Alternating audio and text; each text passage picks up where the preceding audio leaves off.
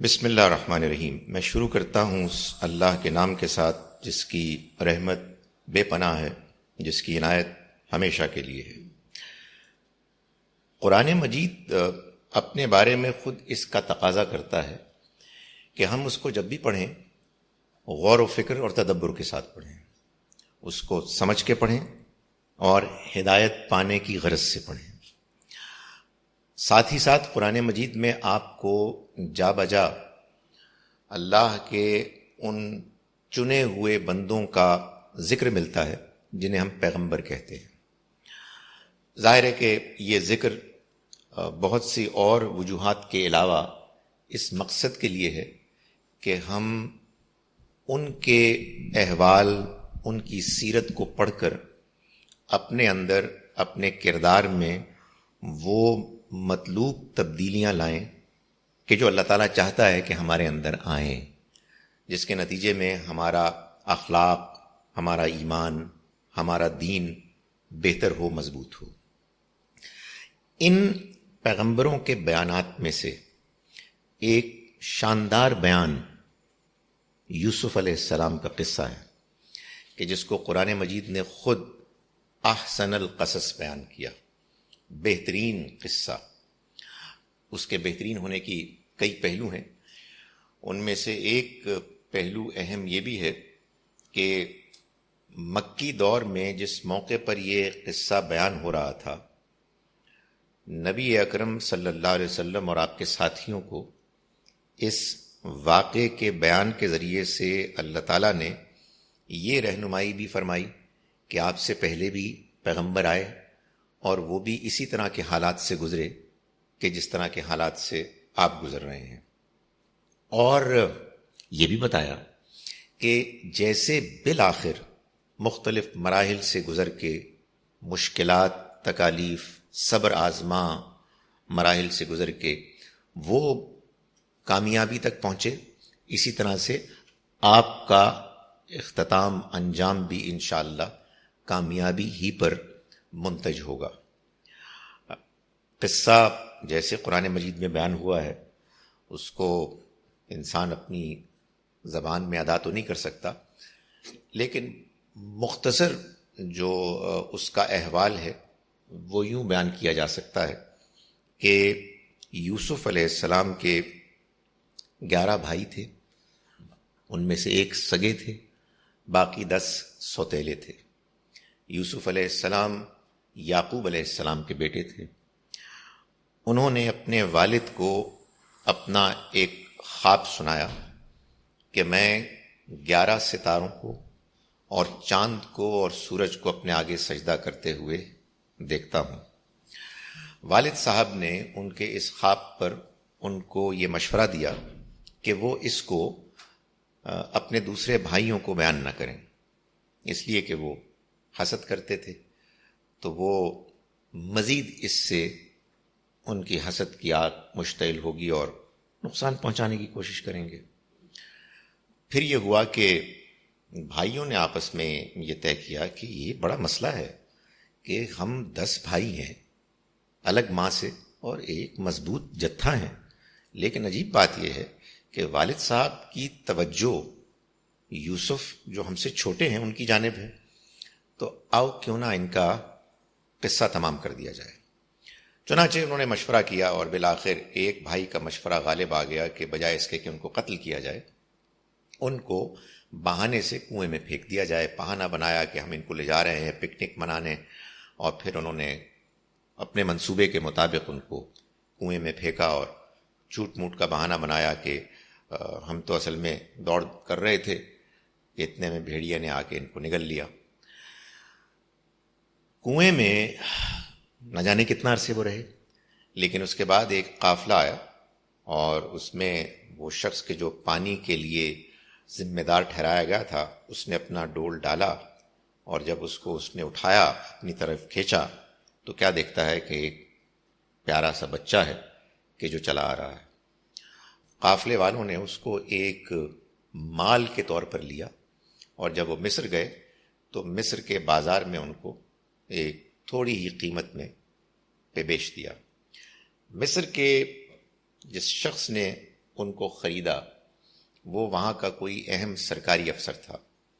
اس نے اپنی بیوی کو کہا کہ ان کو ذرا اچھے طریقے سے رکھو، یہ بھی ممکن ہے کہ ہمارے کام آئیں، اور کیا خبر کہ ہم ان کو اپنا بیٹا بنا لیں. اس عورت کا کردار اور اس کی نیت خراب تھی. اس نے ان کے اوپر ڈورے ڈالنے کی کوشش کی. یوسف علیہ السلام اپنے اعلیٰ سیرت کردار کی وجہ سے اپنے آپ کو بچانے میں کامیاب ہو گئے. شہر کی عورتوں نے ملامت کی اس عورت پر کہ یہ کتنی بیوقوف عورت ہے کہ اپنے غلام کے ساتھ اس طرح کی نیت رکھتی ہے. تو اس کے بعد ایک واقعہ ہوا کہ جس میں ان سب کو یہ احساس ہوا کہ نہ صرف یہ کہ وہ دیکھنے میں بہت ہینڈسم، بہت ہی اچھے لگتے ہیں، بلکہ اپنے کردار میں بھی بہت مضبوط ہیں. اور انہوں نے ان خواتین کی جانب سے جو بھی ڈورے ڈالنے کے طریقے اختیار کیے گئے اس سے اپنے آپ کو بچایا. اور بالآخر یہ ہوا کہ وہ قید کر لیے گئے، اور قید میں کئی برس گزرے. ابتدا میں ایسا ہوا کہ 2 قیدی تھے کہ جنہوں نے ان کو اپنے اپنے خواب سنائے. ان کو دیکھ کے ان کو محسوس ہوا کہ یہ نیک بزرگ ہیں، یہ خوابوں کی تعبیر کر سکتے ہیں.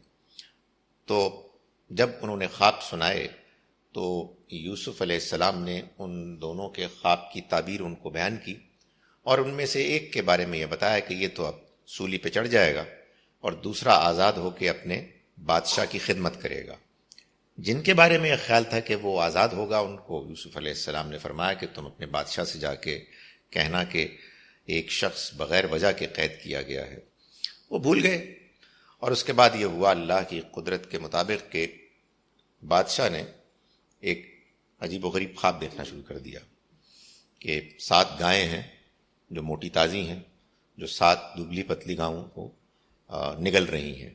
اسی طرح سے 7 بالیاں ہیں کہ جو خشک ہیں، اور 7 ہیں کہ جو سرسبز ہیں.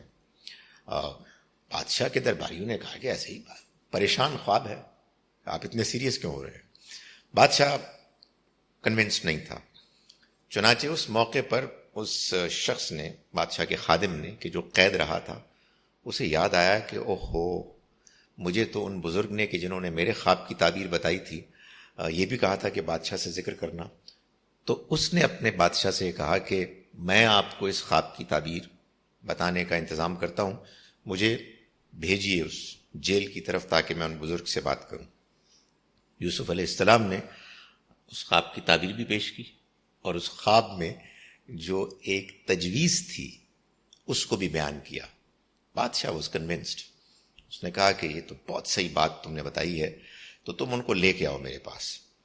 تو یوسف علیہ السلام کے پاس جب ان کے نمائندے آئے بادشاہ کے، تو انہوں نے کہا میں نہیں جاؤں گا جب تک کہ میرے بارے میں جو الزام ہے وہ واضح نہ ہو کہ اس کی تحقیق کی جائے کہ اس کی اصل حقیقت کیا ہے. چنانچہ تحقیق کی گئی اور معلوم ہوا کہ یوسف علیہ السلام بالکل بے قصور تھے. اور پھر جب باہر آئے وہ، تو بادشاہ نے ان سے ملاقات کی، اور پھر ان کے حوالے وہ سارا نظام کر دیا کہ جس کے تحت خواب ہی کی تعبیر کی روشنی میں جب خشک سالی آنی تھی تو غلے کی ڈسٹریبیوشن، تقسیم کا سارا انتظام یوسف علیہ السلام کے ذمے آ گیا. اور پھر کیا ہوا کہ جب 7 اچھے فراوانی کے سالوں کے بعد 7 مشکل سال آئے، تو پلان پروگرام کے عین مطابق یوسف علیہ السلام نے اس کا اہتمام کیا کہ لوگ آتے تھے قریب سے اور دور دراز کے علاقوں سے، اور وہ غلہ اناج اپنے سال بھر کا کوٹا لے کے چلے جاتے تھے. انہی لوگوں میں جو آتے ان کے بھائی بھی تھے، جنہوں نے کہ ان کو دیکھا تو نہیں پہچانا، لیکن یوسف علیہ السلام نے ان کو پہچان لیا اور فراخ دلی کے ساتھ ان کو بھی غلہ دیا. وہ پھر آئے، پھر غلہ دیا، اور پھر یوں اللہ کا کرنا یہ ہوا کہ بالآخر یوسف علیہ السلام کے والدین اور ان کے بھائی سب کے سب مصر آ گئے. اور انہوں نے دیکھا کہ ان کے بھائی، ان کے بیٹے کی کیا شان ہے، ان کو اللہ نے کیا عزت کا مقام دیا ہے، تو وہ سب کے سب احترام میں ان کے آگے جھک گئے. تو یوسف علیہ السلام نے اپنے والد سے کہا کہ یہ میرے اس خواب کی تعبیر ہے کہ جو میں نے بچپن میں دیکھا تھا، اور اللہ کا ہم نے شکر ادا کیا اور سب پھر ایک ساتھ مل کے رہنے لگے۔ ظاہر ہے کہ اس واقعے کا بیان جس انداز کا ہے، جیسے قرآن مجید نے اس کو بیان کیا ہے، وہ ایک غیر معمولی تاثیر اپنے اندر رکھتا ہے۔ لیکن جو بات میں بتانا چاہتا ہوں وہ یہ ہے کہ ایک ہے قصے کو بیان کر دینا، میں نے بھی اپنی ٹوٹی پھوٹی زبان میں اس کی ایک مختصر سمری بیان کر دی، اور ایک ہے قرآن مجید کا بیان۔ اس کو جب ہم پڑھتے ہیں سمجھنے کے لیے، ہدایت کے مقصد کے تحت، اپنے اندر وہ خوبیاں پیدا کرنے کے لیے کہ جو اللہ کے ہاں مطلوب ہیں، عزیز ہیں، تو بہت سی چیزیں سامنے آتی ہیں۔ میں ان نکات میں سے چند ہیں کہ جو آپ کے سامنے پیش کر رہا ہوں، کہ جو اس قصے کے قرآن مجید میں پڑھنے کے نتیجے میں ہمارے سامنے باتیں آتی ہیں۔ پہلی بات یہ ہے کہ جب یوسف علیہ السلام اپنے والد کو یہ بتاتے ہیں کہ میں نے ایک خواب دیکھا، تو اس کا انداز بیان یہ ہے کہ انی رأیت احد عشر کوکبا، میں نے دیکھا 11 ستاروں کو، والشمس والقمر، اور سورج کو اور چاند کو، رأیتہم، میں نے ان کو دیکھا۔ ابھی تک کچھ پتہ نہیں لگا کیا ہوا ہے، یعنی ایک طویل جملہ ہے لیکن بات سامنے نہیں آئی۔ آخر میں فرمایا رأیتہم لی ساجدین، مجھے سجدہ کرتے ہوئے۔ یہ معلوم ہے کیا ہے؟ یہ اصل میں یہ بات ہے کہ ایک شریف النفس بچہ اپنے والد کے سامنے ایک خواب بیان کرتے ہوئے جھجک رہا ہے، کیونکہ اس خواب میں اس کی بڑائی بیان ہو رہی ہے اور وہ بات کرتے ہوئے کچھ انکمفرٹیبل ہے۔ چنانچہ انہوں نے وہ اصل بات بالکل آخر میں کی، پہلے ساری تفصیلات بیان کر دی۔ یہ کیا چیز ہے؟ یہ اصل میں وہ چیز ہے کہ جس کو اگر انسان سمجھ لے تو اسے یہ محسوس ہو کہ جو اللہ کے پسندیدہ بندے ہوتے ہیں، جن کو اللہ تعالیٰ یعنی اپنے ہاں سب سے اعلیٰ بلند مقام پر فائز کرتا ہے، وہ لوگ ہوتے ہیں کہ جنہیں اپنی تعریف، اپنی بڑائی، اپنی شہرت قطعاً کوئی پرواہ نہیں ہوتی، شرم آتی ہے، ہیزیٹیٹ کرتے ہیں کہ کسی کو یہ پتہ لگے کہ میں کوئی اعلیٰ کام کر رہا ہوں یا میرے اندر کوئی بڑی خوبی ہے۔ یعنی اس انداز بیان میں آپ کو یہ چیز نظر آئے گی کہ وہ یہ کہہ رہے ہیں کہ جی وہ معلوم ہے کیا کہ وہ مجھے سجدہ کر رہے ہیں، اتنی جھجک ہے۔ تو ایک یہ خوبی ہے جو واقعتاً ایسی ہے کہ ایک ہوتا ہے میری طرح کا انسان کہ تھوڑی سی چیز اچیو کی اور اس کو مبالغہ آمیز حد تک اپنے سننے والوں کو سنا ہے میں نے آج سنا کیا میں نے تیر مارا ہے۔ یہ ہوتے ہیں وہ لوگ کہ جن کے اندر کچھ نہیں ہوتا، شیلو۔ اور ایک وہ ہے کہ جس کا اندر اللہ کی معرفت سے بھرا ہوا ہے، وہ بات بیان کرتے ہوئے جھجکتا ہے کہ یار میں دوسرے کو کیا بتاؤں۔ آگے چلیے، دوسری بات جو سامنے آتی ہے وہ یہ ہے کہ ان کے بھائیوں نے ان سے حسد کرنا شروع کر دیا۔ ظاہر ہے کہ آدمی غور کرتا ہے کہ اس کی وجہ کیا تھی؟ اتنا اچھا بھائی، اتنا پیارا بھائی، اتنی اعلیٰ اس کی خوبیاں، اور 10 بڑے بھائی اس سے حسد کر رہے ہیں۔ کیوں کر رہے ہیں؟ اس لیے کہ والد صاحب کی توجہ اس کی جانب زیادہ ہے۔ کیوں زیادہ ہے؟ اس لیے کہ وہ بہتر ہے، اس کا اخلاق بہتر ہے، اس کا کردار بہتر ہے، اس کی پرفارمنس ایسی ہے کہ والد صاحب زیادہ متاثر ہیں۔ تو پھر یہ کیا پرابلم پیدا ہو جاتی ہے؟ حسد کیا چیز ہے؟ انسان دوسرے انسان کو اپنے سے بہتر پا کر اس کے بارے میں ایک منفی رویہ، جذبہ اپنے اندر پیدا کر لیتا ہے۔ کیا کمپٹیشن بری چیز ہے؟ نہیں۔ کیا حسد کمپٹیشن نہیں ہے؟ حسد اصل میں کمپٹیشن، مقابلے بازی کا وہ پہلو ہے کہ جس میں انسان دوسرے کو اپنے سے بہتر پا کے اس کے بارے میں منفی، نیگیٹو جذبات پیدا کرتا ہے۔ اور یہ اس لیے برا ہے کہ یہ در حقیقت اللہ کے فیصلے کے خلاف ایک احتجاج ہے کہ وہ مجھ سے بہتر کیوں. ظاہر ہے کہ اگر کوئی شخص بہتر ہے تو اس کے بہتر ہونے کی اللہ تعالیٰ کی طرف سے اس کو جو سپورٹ، تائید، توفیق ملی ہے، یہ اس کا فیصلہ ہے. ظاہر ہے کہ یہ وہ چیز ہے کہ جو انسان اگر اپنے اندر اس بیماری کو دور کرنے کی کوشش کرے تو وہ یہ سوچے کہ جب اللہ نے ایک فیصلہ کیا ہے تو مجھے کیا حق حاصل ہے کہ میں اس کے خلاف احتجاج کروں. مجھے تو اس کے لیے بھی دعا کرنی چاہیے، اگر اس کے اندر کوئی خوبی ہے تو اپنے اندر بھی پیدا کرنا چاہیے، اور مجھے اس اچھائی کے کمپٹیشن میں آگے بڑھنے کی کوشش کرنی چاہیے جس میں قطعاً کوئی حرج نہیں. قرآن مجید سے معلوم ہوتا ہے کہ بنی اسرائیل نے، یہودیوں نے نبی اکرم صلی اللہ علیہ وسلم کا انکار کیا تو اس حسد کی وجہ سے کیا. وہ یہ توقع کرتے تھے کہ جو آنے والے پیغمبر ہیں جن کا ذکر ان کی کتابوں میں موجود ہے وہ آئیں گے تو صحیح، لیکن آئیں گے ہمارے بنی اسرائیل کے خاندان سے.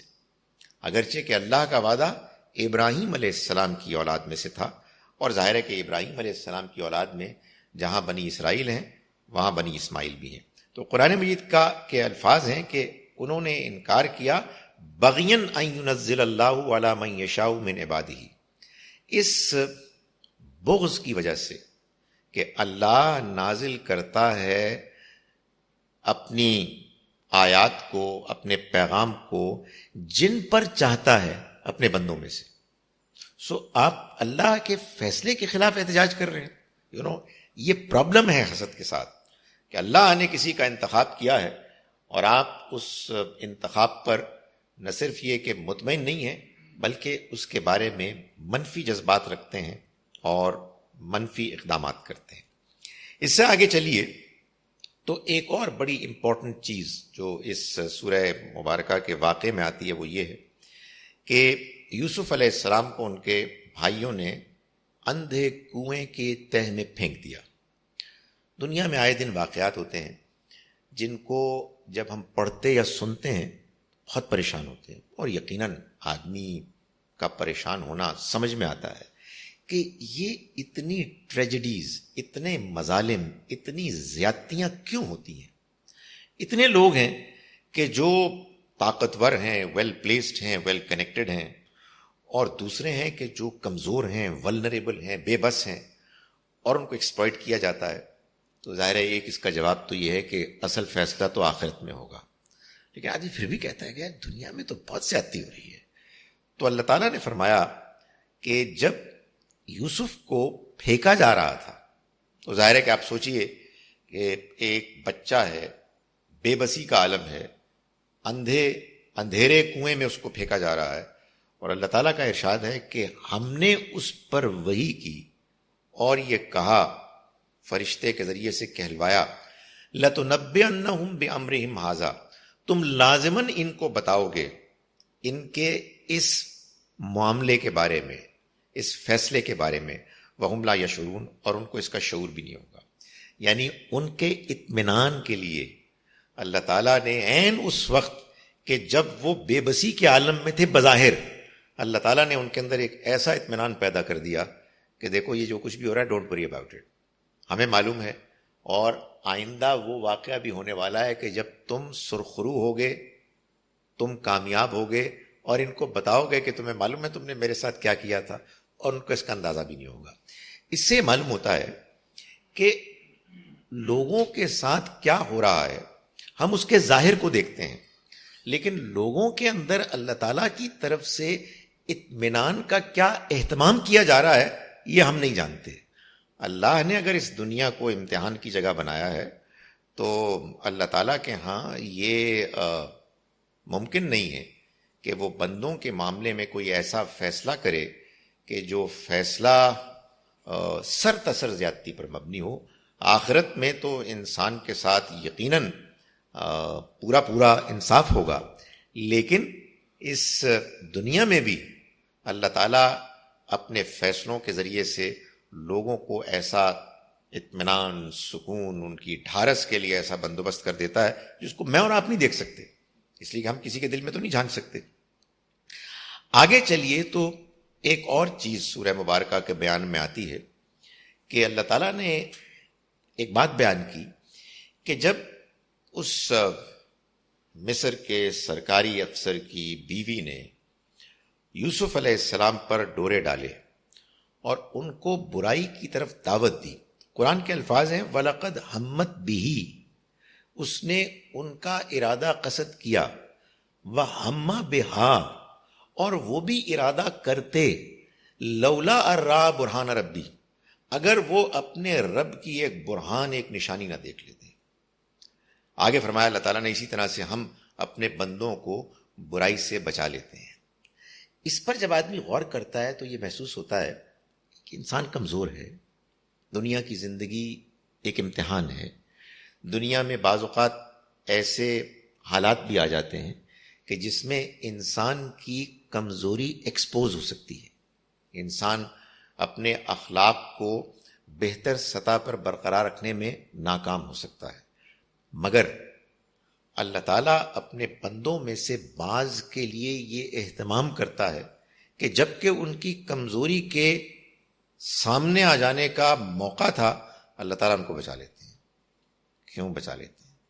اس لیے بچا لیتے ہیں کہ وہ اچھے ہوتے ہیں، وہ دعا کرتے ہیں، وہ اللہ تعالیٰ سے اچھے موقعوں پر جب اللہ کا ان کو قرب ملتا ہے تو وہ استدعا کرتے ہیں، ریکویسٹ کرتے ہیں کہ خدایا ہمیں کمزوریوں سے بچا لے، ہمیں کسی ایسی سچویشن میں نہ ڈال، ایسی صورتحال میں مبتلا نہ کر کہ جس میں ہمارے اندر کی کمزوریاں نمایاں ہو جائیں۔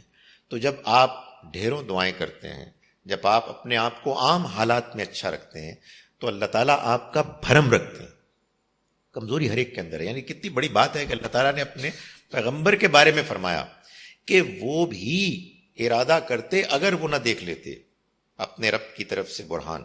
تو معلوم یہ ہوا کہ یہ جو رب کی برہان ہے یہ انسان کے آڑے آتی ہے، انسان کے کام آتی ہے اگر انسان کا تعلق اللہ کے ساتھ اچھا ہو، لیکن اگر انسان بے پرواہ ہو، اللہ کے ہاں جو اس کو عبادت کا موقع ملا ہے اس میں وہ اپنی زندگی میں بہتر اخلاقی روحانی پرفارمنس کے لیے استدعا نہ کرے تو اس کے نتیجے میں یہ بالکل ممکن ہے کہ بعض اوقات اس کی تمام اچھی خوبیاں دھری کی دھری رہ جائیں اور وہ کمزوری کے موقع پر سلپ کر جائے۔ تو یہ بھی ایک ظاہر ہے کہ بڑی امپورٹنٹ ایک رہنمائی ہے کہ جو ہم کو نظر آتی ہے۔ اس کے بعد ایک اور آگے کا مقام ہے سورہ مبارکہ کا کہ جس میں یوسف علیہ السلام کو جب یہ محسوس ہوا کہ میں ایک ایسے ماحول میں ہوں کہ جس ماحول میں دائیں بائیں برائی ہے، برائی کی ترغیبات، ٹیمپٹیشنز ہیں، اور میں اگر ایسے ہی رہوں گا تو میں کمزور ہوں۔ تو ایک آدمی وہ ہوتا ہے کہتا ہے کہ کوئی پرواہ کوئی نہیں جی، دیکھ لیں گے، الحمدللہ نماز پڑھتے ہیں بھائی، سب ٹھیک ٹھاک ہے۔ لیکن یوسف علیہ السلام نے کیا کیا؟ انہوں نے دعا کی کہ قال رب السجن احب الیہ، اے میرے رب قید مجھے زیادہ پسند ہے، محبوب ہے، مما یدعوننی الیہ، اس سے کہ جس کی طرف یہ مجھے دعوت دے رہے ہیں، اور وَإِن لَّمْ تَصْرِفْ عَنِّي كَيْدَهُنَّ، اگر تو نے مجھ سے ان کے فریب کو ہٹا نہ دیا، اصبو الیہن، تو میں ان کی طرف مائل ہو جاؤں گا، وَأَكُن مِّنَ الْجَاهِلِينَ، میں جاہلوں میں سے ہو جاؤں گا۔ یعنی مجھے اس ماحول سے بچا لے، میں قید خانے کو پسند کرتا ہوں، اس گندے برے اخلاقی میں اخلاق کی پستی والے ماحول سے۔ انسان کو ماحول پسند نہیں آنا چاہیے۔ ایک وہ صورتحال ہے کہ جس میں انسان آخری موقع پر کمزور ہونے کا امکان ہوتا ہے، وہ تو اللہ تعالیٰ فرماتے ہیں اگر آپ اپنی نیت ٹھیک رکھتے میں سنبھال لوں گا، لیکن ایک اس سے پہلے اس ماحول کو اوائڈ کرنا ہے، یہ تو ہمیں کرنا چاہیے۔ یعنی آدمی کیوں آگے بڑھ کر اس صورتحال میں اپنے آپ کو آفر کرے کہ میں موجود ہوں کہ جس میں اس کے شیطان کے چکر میں پھنسنے کا امکان ہے۔ تو آپ اندازہ کریں کہ اللہ کے پیغمبر یوسف علیہ السلام یہ دعا کر رہے ہیں کہ میرے رب مجھے اس سے بچا لے، میں یہاں نہیں رہنا چاہتا، مجھے قید خانہ زیادہ پسند ہے۔ قید میں چلے گئے۔ جب وہ چلے گئے تو وہاں انہوں نے دیکھا کہ دو نوجوان ہیں، دونوں ان کے پاس آئے ہیں اور ان سے کہہ رہے ہیں کہ یہ خواب کی تعبیر بتائیں، آپ ہمیں نیک آدمی لگتے ہیں۔ یوسف علیہ السلام اللہ کے پیغمبر تھے، ان کے پاس دعوت تھی، اللہ کے دین کی دعوت۔ یہ وہ چیز ہے کہ جو اگر انسان کے اندر موجود ہو، اس کو سمجھ میں آ جائے تو وہ ہر ایک کو بتانا چاہتا ہے، وہ چاہتا ہے کہ اس کو موقع ملے اور لوگوں کو بتایا جائے کہ تمہیں معلوم ہے کہ زندگی کا کیا مقصد ہے، تمہارے رب نے یہ دنیا کیوں بنائی ہے۔ آدمی بے چین ہوتا ہے، لیکن اس میں ایک توازن کی ضرورت ہے۔ ہر وقت اگر آپ دینی گفتگو شروع کر دیں، ہر وقت آپ لوگوں کے سامنے وہی بات بار بار دہرائیں، تو لوگ بجائے اس کے کہ آپ کی بات سنیں گے وہ بھاگ جائیں گے۔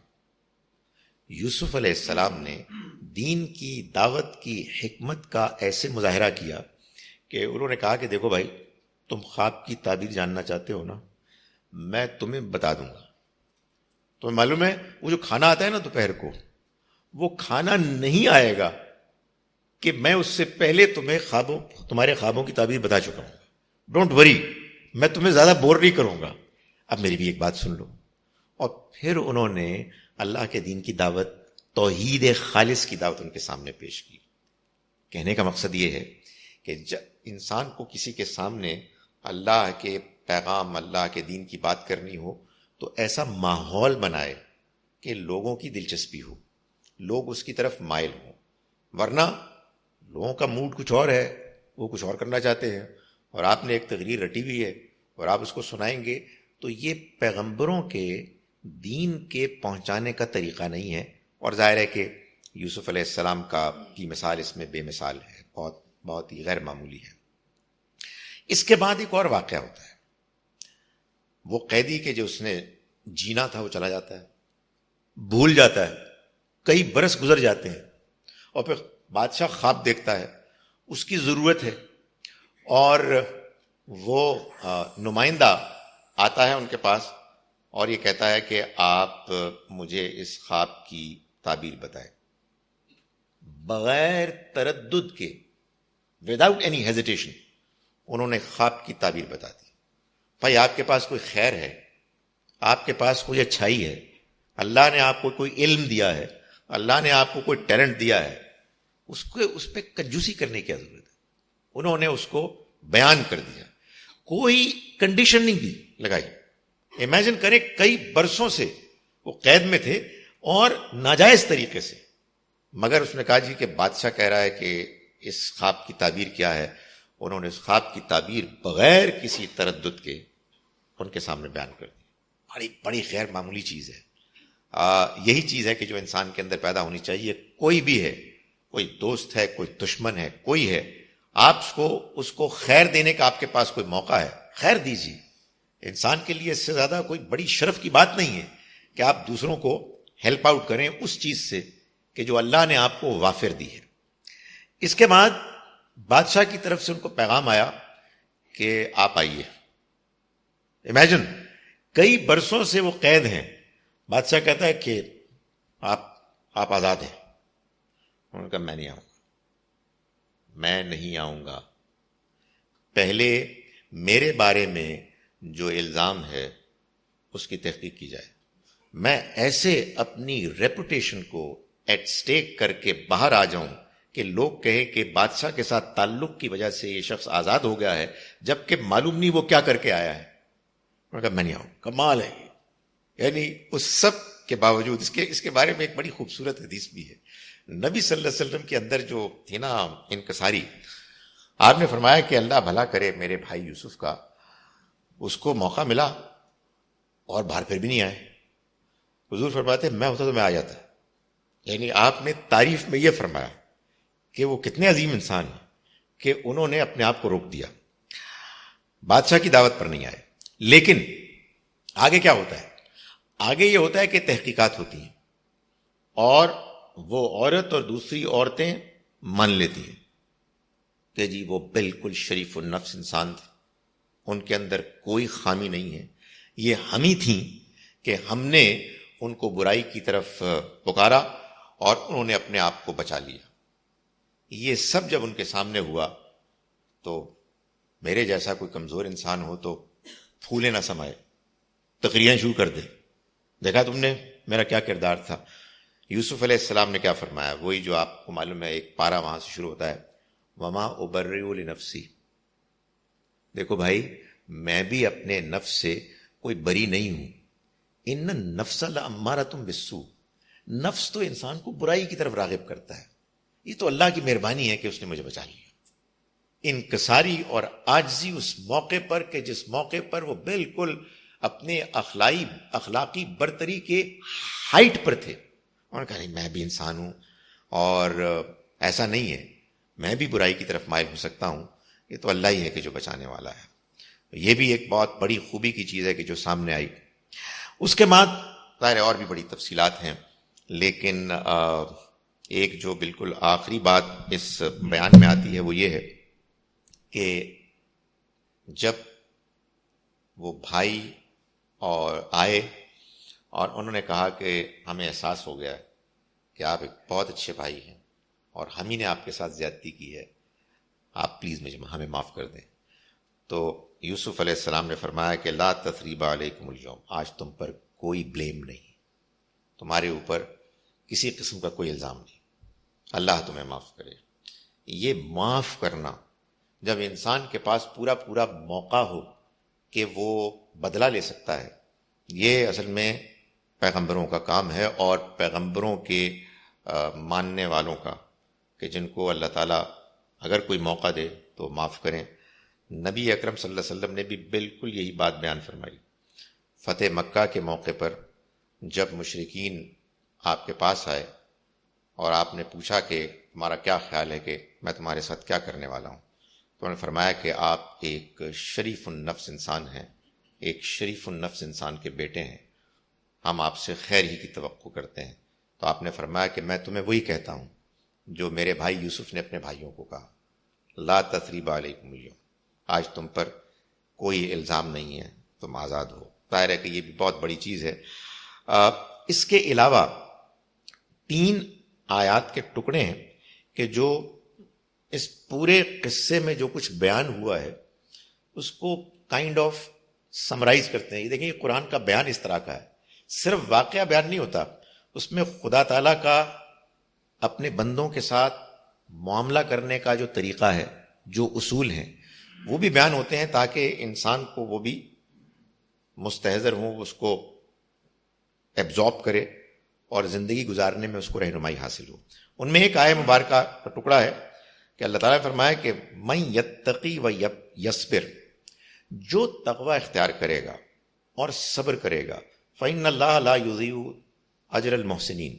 اللہ کبھی بھی عمدہ عمل کرنے والوں کے اجر کو ضائع نہیں کرتا. یوسف علیہ السلام کے قصے سے تو اسی دنیا میں معلوم ہو گیا، جو صبر کرتا ہے، جو تقوی اختیار کرتا ہے، وہ جان لے اچھی طرح سے کہ اللہ کبھی بھی عمدہ رویہ اختیار کرنے والوں کے عمل کو ضائع نہیں کرے گا. ایک دوسری آیت کا ٹکڑا ہے جس میں اللہ تعالیٰ نے بات بیان فرمائی، واللہ غالب علی امرہ. اللہ اپنے فیصلوں کو نافذ کرنے پر غالب ہے، ولیکن اکثر الناس لا یعلمون. مگر لوگوں کی اکثریت نہیں جانتی. وہ کہتے ہیں کیا ہو رہا ہے دنیا میں، ظلم ہو رہا ہے، زیادتی ہو رہی ہے، مجھے کیوں نہیں مل رہا، میرے ساتھ کیوں زیادتی ہو رہی ہے. تو اللہ تعالیٰ فرماتے ہیں کہ اللہ جب کوئی چیز طے کر لینا تو پھر وہ کر گزرتا ہے، لیکن ظاہر ہے کہ اس کے کرنے میں اس کی اپنی حکمت ہے کہ وہ کب کرے گا. اس کے کنٹرول میں ہے یہ ساری دنیا. اینڈ آنیسٹلی سورہ یوسف کو اگر آپ پڑھے تو آدمی کہتا ہے کہ واقعی کنٹرول میں ہے. آخری جو آیہ مبارکہ کا یعنی ایک ٹکڑا ہے وہ بھی اسی سے ملتا جلتا ہے، اور وہ یہ ہے کہ اللہ لطیف لما یشاء. اللہ جو کچھ کرنا چاہتا ہے اس کو بڑی باریک بینی سے کرتا ہے، سٹل انداز میں کرتا ہے، غیر محسوس طریقے سے کرتا ہے. جب یوسف علیہ السلام نے اپنا خواب سنایا تھا، جب ان کو کنویں میں پھینکا گیا تھا، جب وہ مصر کے بازار میں بکے تھے، جب ان کو برائی کی طرف مائل کرنے کی کوشش کی گئی تھی، جب وہ قید ہو گئے تھے، ان سارے مراحل میں خدا کا فیصلہ طے شدہ تھا کہ بالآخر انہوں نے غالب آنا ہے، مگر ان مراحل سے گزر کے اللہ غالب ہے. اللہ کے فیصلوں کو کوئی بھی روک سکتا ہے. میں I can't explain it. Imagine کریں کہ اللہ نے یہ طے کیا ہوا تھا کہ یہ ہونا ہے، مگر ان مراحل سے گزر کے ہونا ہے. ہم بے صبرے ہیں، ہم بے چین ہو جاتے ہیں، ہم احتجاج کرتے ہیں، ہم رونا دھونا کرنا شروع کر دیتے ہیں، ہم واویلا مچاتے ہیں، ہم اعتراضات کرنے شروع کر دیتے ہیں. اللہ چلا رہا ہے اس دنیا کو، آپ اس کے ساتھ تعلق رکھیں. وہ کبھی کوئی غلط فیصلہ نہیں کرتا. اپنے آپ کو آپ ٹھیک رکھیں، آپ یہ دیکھیں گے کہ وہ بہتر کی طرف لے جانے والا ہے اور اس پر پوری طرح سے قدرت رکھتا ہے، اور آپ کو فار گڈ ریزنز، اچھی وجوہات کی بنا پر وہ مختلف مراحل سے گزارتا ہے تاکہ آپ کا تزکیہ ہو، تاکہ آپ کا کردار مضبوط ہو، تاکہ آپ اللہ کے ہاں اجر کے مستحق ٹھہریں. اور اس دنیا کو کوئی اور نہیں چلا رہا سوائے اس کے. وہ اپنے تمام فیصلوں کو کرنے پر قادر ہے، مگر انسانوں میں بہت سے لوگ اس بات کو نہیں جانتے. اقول قولی ھذا واستغفر اللہ لی ولکم.